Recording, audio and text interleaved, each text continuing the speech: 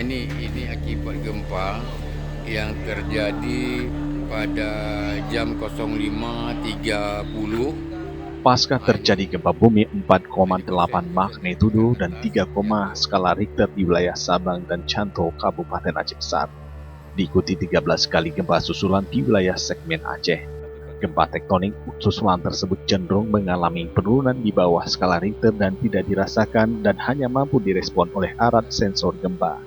Berdasarkan keterangan Kepala BMKG Geofisika Stasiun Matai Kabupaten Aceh Besar, Jati Cipto Kuncoro, sensor gempa bumi yang dipasang di beberapa lokasi tersebut merespon terhadap gempa-gempa bumi di bawah 3 skala Richter.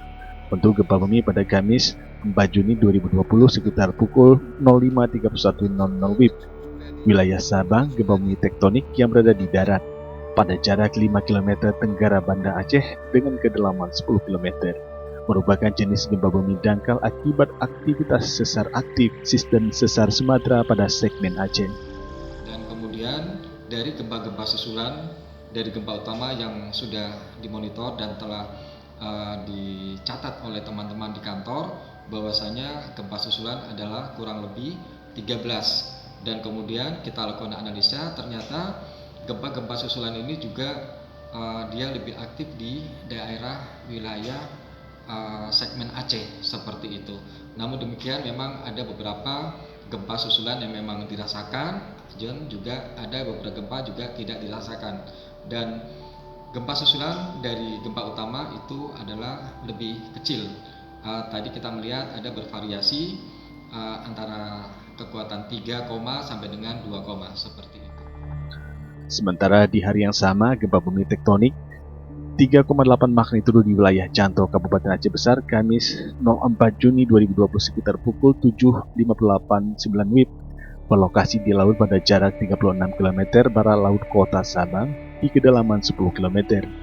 Dengan memperhatikan lokasi epicenter di kedalaman hypocenter, gempa bumi yang terjadi merupakan jenis gempa bumi dangkal akibat aktivitas sesar aktif sistem gempa Sumatera pada segmen Selimum Utara. Bisa jadi itu adalah karena antara segmen yang satu dengan segmen yang lain kan juga saling berkaitan ya, seperti itu. Jadi walaupun dampaknya tidak sangat signifikan sekali, tetapi paling tidak antara segmen yang satu dan juga segmen yang lainnya itu tetap saling keterkaitan seperti itu. Di samping itu, Jati Cipto Kuncoro menambahkan secara teori gempa susulan akan lebih kecil kekuatannya. Kita berharap juga bahwasanya dari gempa utama itu akan juga menurun seperti itu. Memang secara teori bahwasanya gempa susulan itu akan lebih kecil seperti itu. Berdasarkan data dari Badan Penanggulangan Bencana Daerah Kota Sabang, akibat musibah tersebut mengalami sejumlah kerusakan.